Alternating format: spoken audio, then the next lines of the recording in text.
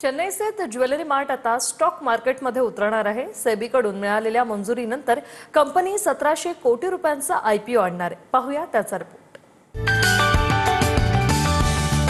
चेन्नई स्थित Lalita jeweller mart आता stock मार्केटमध्ये उतरणार आहे। सेबीकडून मिळालेल्या मंजुरीनंतर कंपनी 1700 कोटी रुपयांचा आयपीओ आणणार आहे।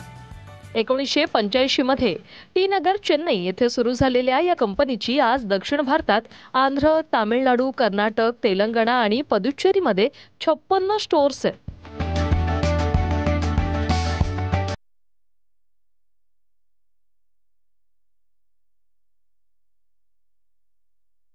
तामिळनाडूत 2 मॅन्युफॅक्चरिंग युनिट्स आणि 563हून अधिक कारागीर यांच्या जोरावर ललिता ज्वेलरनं सोनं, चांदी आणि डायमंड ज्वेलरीच्या विविध कलेक्शन्समुळे दक्षिणेकडचा विश्वास जिंकला आहे।